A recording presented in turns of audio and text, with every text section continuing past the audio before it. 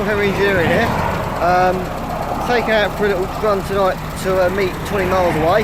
Got onto the 1114 heading over to Southend Way, and thought I could hear a faint noise at the junction coming off the A12. So I thought, damn, couldn't do it at the traffic light, so thought I'd stop on the first lay-by. Found the water level in the bottle was very high up again, and thought, damn and blast, why is it doing it this time? And I've quite frankly, all I've done is release the bleed nipple both ends. Aha, that's excellent news.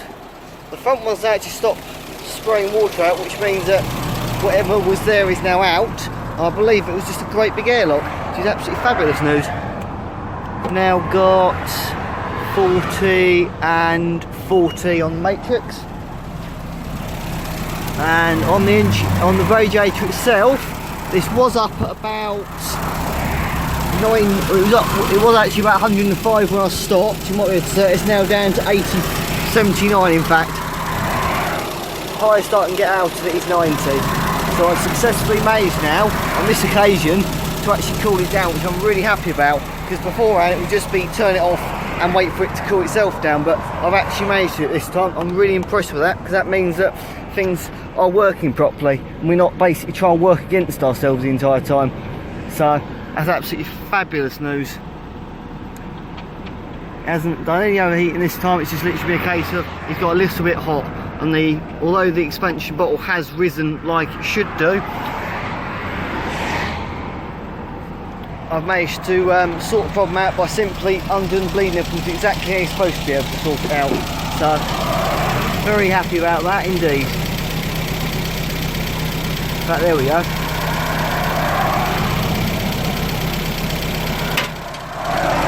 I've just actually taken the bleed nipple out completely, and theoretically there isn't a problem. We should be able to do that without anything spraying out. And that's exactly what I can do. It's actually brilliant news. So try and test that again. Right, so the top is now 85, even dropping still. The bottle level is still magnificently high, which slightly worries me a bit. But this end, the bleed nipple has actually not got anything out of it at all, which is good. What I'm going to do is get the bottle holder up and pressurise it through, because obviously the level in the bottle is high, so I want to try and get that back down to safe level. So I'm going to rise it up, and I'll do another update in a second. There you go guys, you might be able to see that. Bleed nipple is actually sitting up here. I'm just basically pushing.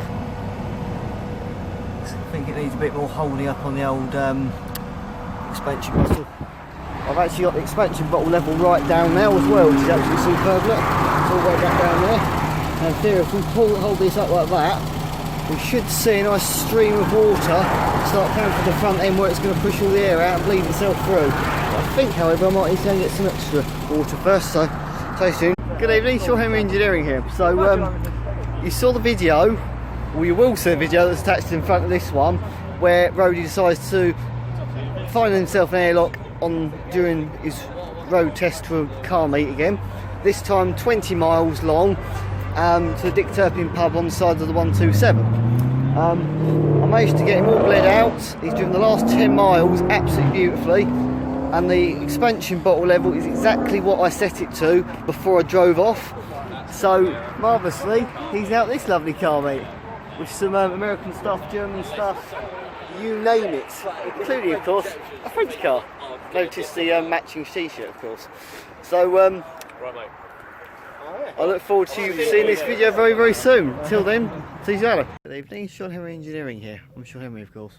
I'm just making some new footage, because the footage I did on, is it Wednesday night? Yeah, Wednesday night. I wasn't actually, I've just watched them back before putting them on to edit them. I'm really not happy with them at all, so I'm going to do a new explanation for you here, which I'll add to that video so that it all makes sense and I don't just look like a bit of a twit on video. So just open up Rody's boot, or should I say bonnet on this car, just back to front really, let's face it. Just show you. It's also daylight now, so it makes it even easier to do it. that is. That is a prick, isn't it? There we go. Right position could help. There we are. Right. So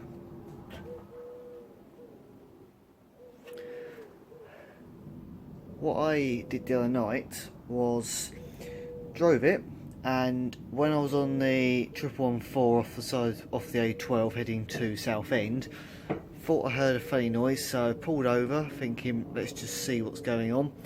Found the water level in the expansion bottle was right up in the air again, and thought, oh god, what's going to happen now? So did the typical thing, lift the bottle all the way up, do my best to try and weigh it down, try and push the water back in. I open the bleed nipples up both front and back, and also turn the heater matrix fan on, so that obviously with any water flowing through it, it's going to help cool it back down again. I use my handheld gun laser temperature reader, and the radiator at the time was saying about 105, so I knew something wasn't right. What I did was I undid the front one, held the bottle up as high as I could, and to start with, neither bleed nipple had anything coming out of it. And what that means is that there's air in the system, because there's not water coming out of the bleed nipples, which is what it's supposed to do. You're supposed to be able to unscrew the bleed nipples, and there's basically they're a hollow bolt, and then on the side, halfway up the thread, there's a little hole. The idea is you undo the bleed nipple itself, and then when that hole inside the thread reaches the top, where it's then clear of the basically the thread it goes into, it's then got somewhere for the pressurised water to come out of.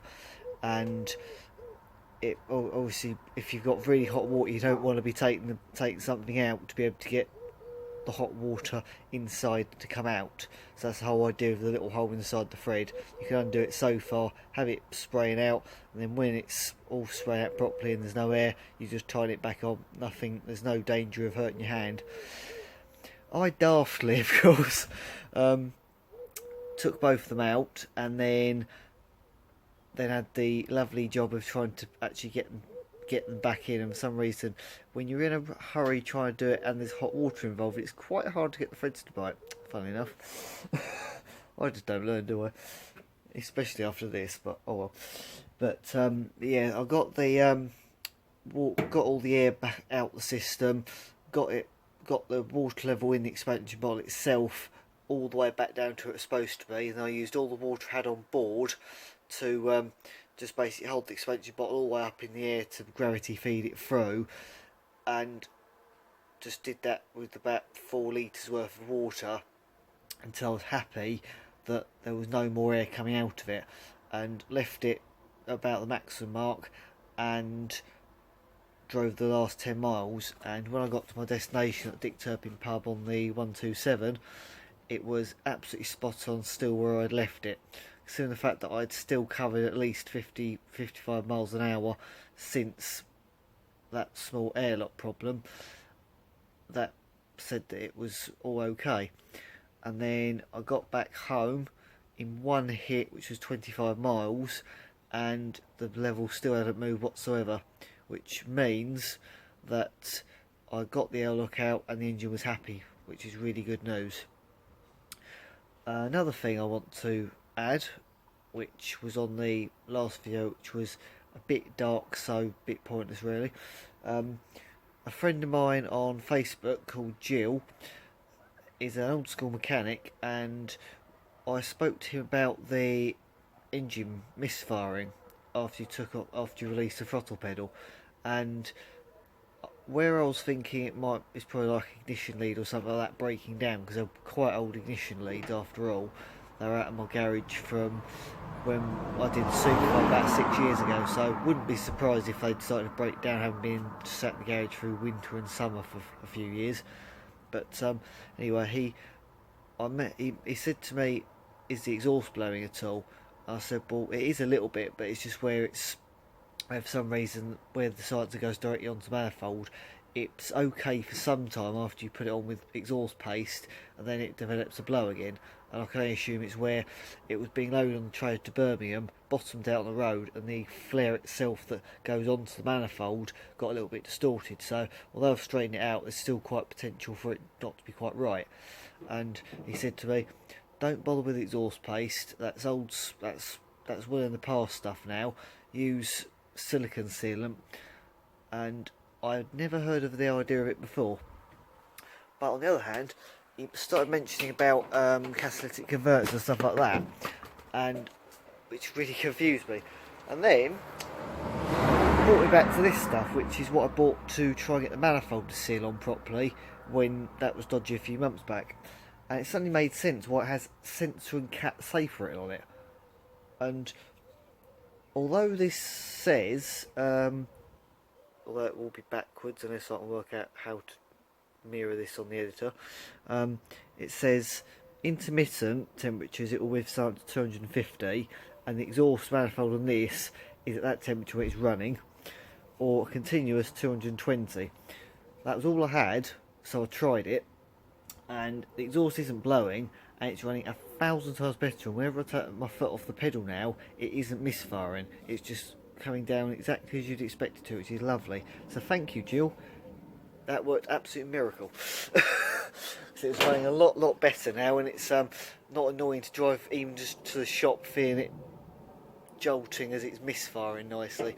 So yeah, you'll find this, I'll add this video onto the end of the breakdown ones and the one at the pub, and it just means that you've got a bit of idea of as to what I was actually doing with a bit better explanation to it. So I hope you enjoy the videos, and see you soon. Bye bye.